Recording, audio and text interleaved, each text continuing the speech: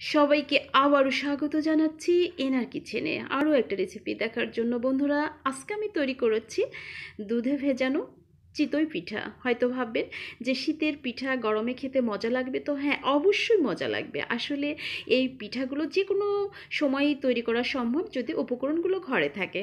বন্ধুরা, আসসালামু আলাইকুম, কেমন আছেন সবাই? আজকে আমি তৈরি করেছি দুধে ভেজানো চিতই পিঠা। আর এই পিঠাটা খেতে এতটা মজাদার হয়েছে যে আপনাদের সাথে শেয়ার না করে পারলাম না। হয়তো অনেকেই ভাববেন যে শীতের পিঠাগুলো এখন খেতে কি ভালো লাগবে? অবশ্যই ভালো লাগবে। আসলে শীতে যেভাবে তৈরি করা হয় গরমেও তো সেভাবেই তৈরি করা হয়, তাই না? শুধুমাত্র ঠান্ডা হওয়ার একটা বিষয় আছে, তো আপনি চাইলে ফ্রিজে রেখে ঠান্ডা করে নিতে পারেন। অবশ্য শীতের এই পিঠাগুলো শীতের সময় খেতে খুব বেশি মজা হয়, তবে গরমের সময় একদম খারাপ হয়নি।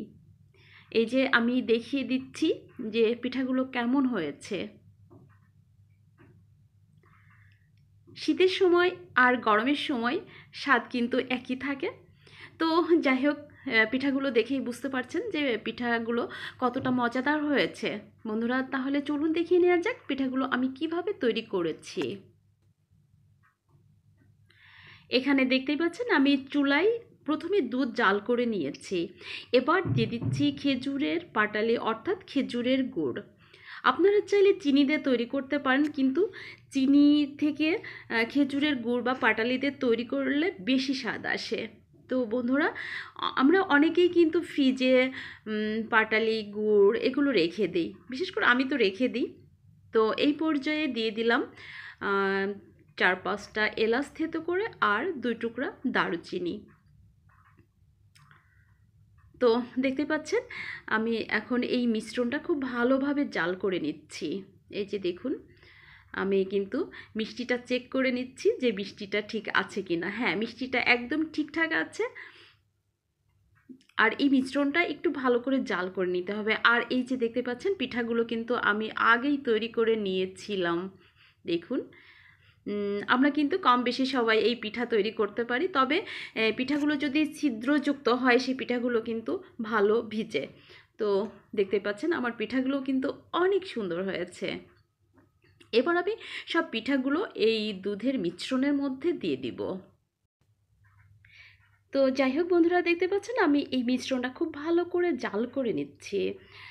আর যেটা করতে হবে সেটা হচ্ছে, যদি পিঠাগুলো ঠান্ডা হয়ে যায় সেই ক্ষেত্রে এই দুধের মিশ্রণ জাল করতে করতে পিঠাগুলো দিয়ে দিতে হবে। এই যে দেখতে পাচ্ছেন আমি কিন্তু পিঠাগুলো এখন দিয়ে দিচ্ছি। আর পিঠাগুলো দেওয়ার পরেও 3-4 মিনিট আমি জাল করে নিব, কারণ ওই যে বললাম পিঠাগুলো ঠান্ডা হয়ে গেলে অনেক সময় ভিজতে চায় না, যে কারণে এটা করতে হয়। 3-4 মিনিট জাল করে নিয়ে গরম পিঠাগুলো ভালো করে ঢেকে রেখে দিতে হয়, তাহলে পিঠাগুলো খুব ভালোভাবে ভিজে যায়। তো দেখতে পাচ্ছেন আমি সমস্ত পিঠাগুলো দিয়ে দিচ্ছি।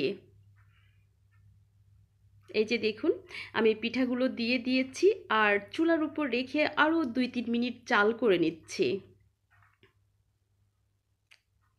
আমি পিঠাগুলো ভালো করে এই যে মিশ্রণের মধ্যে একটু ডুবিয়ে দিচ্ছি। এবার আমি ঢেকে দিচ্ছি। আর এভাবে প্রায় 1 থেকে 2 ঘন্টা এভাবেই রেখে দিব।